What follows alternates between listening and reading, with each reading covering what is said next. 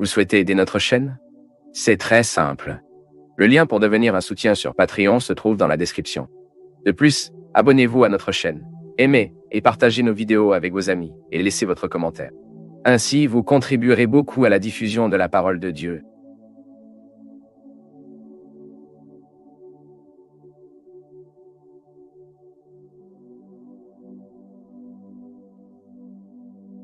Je remets ça en question parce qu'un évangélique a mis cette position et je suis totalement contre, parce que j'ai une profonde admiration. Non. Je suis contre eux. Puis le reste dont elle parle ici de moi. Merci. Ma fille, je ne l'ai jamais vue non plus. As-tu déjà? Que lorsque la maison n'est plus de famille et devient un parent? Ce qui est un fait, c'est qu'un couple, lorsque vous vous mariez, forme une nouvelle famille. Il ne fait plus partie de ce noyau et en a créé un autre dont ils sont maintenant les managers, le père et la mère. En établissant, en voyant leurs enfants se marier, ils ne parviennent pas à gérer la vie de leurs enfants comme ils étaient habitués. Cela changera la façon d'être père et d'être mère. C'est très sain. Vous n'avez même pas besoin d'en parler beaucoup. Nous en avons parlé à plusieurs reprises. Quand un couple, lorsque leur père, mari, femme, ils quittent leur noyau pour former un autre noyau, il y a un nouveau lien là-bas. Je vais regarder, disons, je suis un homme marié maintenant, je suis resté chez ma mère jusqu'à hier, donc à partir d'aujourd'hui, je suppose une nouvelle façon d'être le fils de ma mère. Ce n'est pas que j'aimerais moins ma mère, non. C'est juste que je commence à avoir plus de responsabilités dans ce nouveau noyau familial qui a été établi. Et c'est pourquoi de nombreux mariages sont commis lorsque les conjoints oublient que désormais la vie devra être différente. De nombreux maris et femmes quittent la maison de leurs parents, mais ne permettent pas de générer le nouveau noyau. Et nous en avons déjà parlé ici aussi, à tel point qu'il n'est pas bénéfique pour la vie du couple qui n'a pas de maison. Accueil, personne, mur, chambre où ils restent. Cuisiner la nourriture, faire la nourriture, pour avoir leur structure familiale. Parce que parfois des mariages, ils se produisent, mais leurs enfants continuent. Les conjoints continuent de vivre comme des enfants comme ils l'étaient auparavant. Donc ça ne quitte pas la maison des parents peut être un obstacle très à la vie affective du couple. Parce qu'il y a beaucoup d'interférences, non? Autant que je pars, je laisse mes enfants très à l'aise. Ils sont ici parce qu'ils en ont besoin. Prudent, parce que cela peut générer un déficit dans la vie du couple. Je n'invente pas cela ici.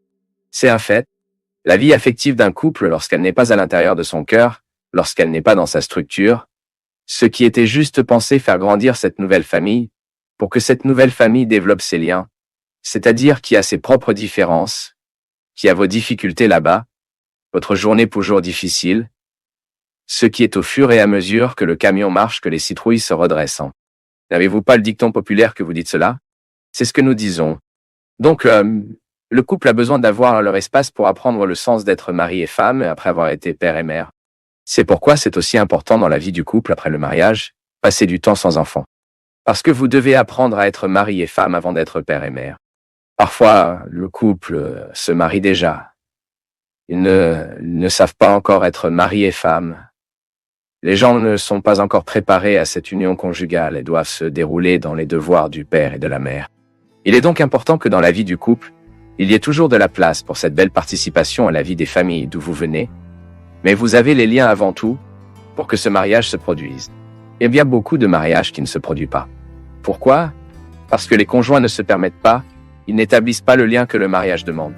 Parce que le mariage n'est pas seulement la journée de l'église, non? Il y a un début, une reconnaissance sacramentelle d'une relation qui devra être soignée. Celui qui ne s'est marié que ce jour-là se trompe. Cette bénédiction bénie se déroulera dans beaucoup de vies. Dans une vie très quotidienne, dans de nombreuses difficultés, dans de nombreuses joies. Et c'est important que cette bénédiction bénie a même une place géographique pour grandir. Mais en ce qui concerne cette question d'être dans la Bible, j'avoue que je n'ai jamais lu aucun passage qui pourrait y faire référence. Lorsque la maison ne fait plus partie de la famille. Que le renforcement de la volonté est essentiel pour que Dieu ait la possibilité d'agir sur nous. En fait, la volonté renforcée est déjà la propre action de Dieu en nous. Saint Augustine a déclaré que chaque effort humain n'est possible que car il y a un effort qui n'a pas. C'est l'amour de Dieu. C'est la grâce qui nous soutient. Jusqu'à ce que j'adore, j'ai besoin de l'amour. Je m'aime d'abord. Donc, quand je ferai un effort pour renforcer ma volonté, je suis déjà dans l'afflux de la grâce. Je suis déjà ému par Grace. C'est tellement radical pour saint Augustin qu'il a dit que même pour que je regrette une erreur, je dois être visité par Grace. Et c'est pourquoi la vie est mystique, mon peuple. C'est la dynamique de chaque jour, tout le temps. Parfois nous voulons séparer les choses. Bien, pensons que prier. Il semble que nous jeûnions, il semble que nous fassions pénitence, c'est de renforcer la volonté. Parce que ce serait très mesquin, droit. Vous continuez à imaginer que Dieu est heureux lorsque vous cessez de le manger, juste pour partir. Non. Si nous le pensons, ce Dieu, il a même besoin d'un thérapeute, non?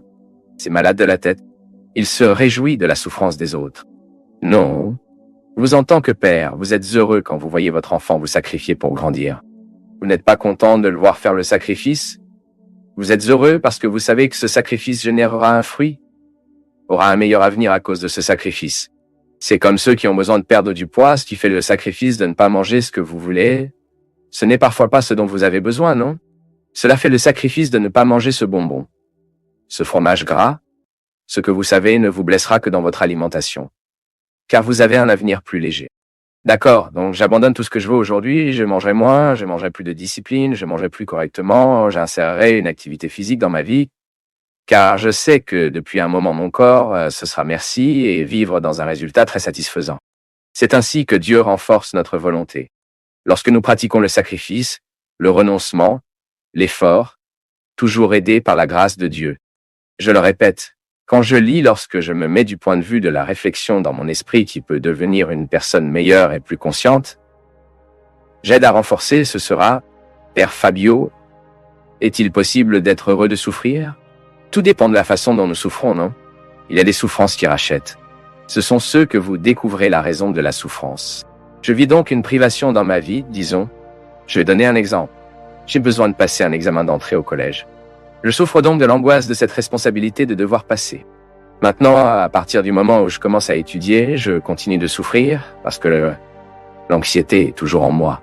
Mais je commence à découvrir le caractère rédempteur de la souffrance, qui est précisément pour préparer le résultat. Lorsque nous perdons quelqu'un, par exemple, ne parlons pas de la mort physique, non, parlons de la mort psychique. C'est quand vous perdez un petit ami, quand un ami vous trompe, tout cela provoque la souffrance en vous. Maintenant, lorsque nous permettons à la haine de prendre soin de nous, quand la haine commence à gérer nos sentiments, ensuite, vous souffrez de pliage, parce que vous ne jouez pas ce qui vous a fait mal. C'est la même chose lorsque la nourriture est mauvaise pour nous, ça fait mal au corps. Quand nous vivons des sentiments gâtés, ça fait mal à notre esprit, à notre âme, à tout ce qui fait partie de cette condition psychique, de ce qui n'est pas matériel. Bien sûr, le cerveau est matériel, mais il y a certaines choses qui vont au-delà de cette matérialité. Nous avons donc un processus amer, un processus de dépression, de tristesse, et à plusieurs étapes de la souffrance. Si nous ne gérons pas bien, par exemple, la tristesse, il est possible que cela devienne une dépression plus tard. Alors, que devons-nous faire pour souffrir de la bonne façon? Tout d'abord, être honnête. Posez la question qui vous fait souffrir et vous demandez: vaut-il la peine de souffrir de tout ce que je souffre? Parfois, nous souffrons tellement pour les gens qui n'en valent pas la peine, non? Parfois, nous faisons tellement le temps de notre vie avec la souffrance, avec des gens qui n'avaient aucune considération pour nous, ou parfois des gens même des passagers, non? Et parfois, nous souffrons depuis longtemps à cause de cela. Non, il a besoin de gérer cela. Et la seule façon de gérer la souffrance est de rationaliser. Ce qui cause la souffrance en nous, c'est la façon dont nous pensons que la souffrance. Une idée me fera du mal alors que je nourris cette idée en moi. Maintenant, si je reconstruis, si je remplace l'idée qui est mauvaise pour moi par une idée qui me rend bien, alors je commence à surmonter la douleur, je commence à surmonter la souffrance. Nous pouvons donc chercher cette réalisation. Nous pouvons être heureux même au moment de la souffrance. Regarde juste la souffrance d'une manière nouvelle, d'une manière différente. Et ne soyez pas amer en étendant trop l'expérience dont vous auriez besoin. Ce qui pourrait être très très court. Parfois nous trouvons des gens qui ne se lient pas d'amitié dans la vie. Nous devons faire ce pacte avec la vie tous les jours, mon peuple. Tout le monde souffre. Il ne vous faut pas usage que vous pensez que c'est votre privilège que vous souffrez, n'est-ce pas? Nous souffrons tout le temps pour des questions qui nous appartiennent. Maintenant, vous êtes-vous demandé si nous allons arrêter notre vie parce que nous souffrons? Donc le monde ne marche plus.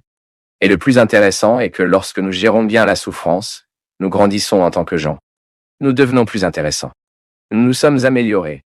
Nous avons plus d'histoires à raconter. Nous avons plus de contenu, dites-le. Le contenu de la vie est directement associé à ce que nous savons faire avec les événements. C'est ce que tôt ou tard, nous serons en mesure de nous rappeler, nous serons en mesure de dire, nous pouvons témoigner, nous pourrons donner un exemple et le meilleur, jusqu'à ce que ceux qui traversent la même situation aient faire, je ne sais pas comment agir.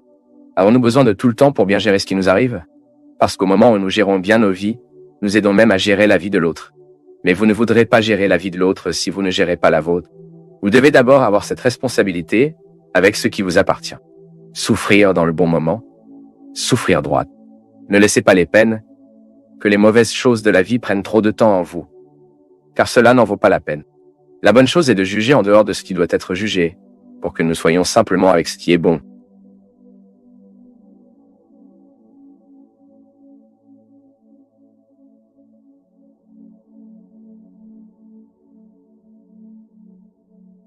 C'est un grand plaisir pour nous tous du Path of Faith d'être avec vous en ce moment. Veuillez partager vos impressions sur le sujet d'aujourd'hui dans les commentaires, soutenez-nous en aimant la vidéo et aidez à la diffuser en l'envoyant à vos amis. Abonnez-vous à la chaîne pour rester toujours connecté et recevoir nos nouvelles vidéos.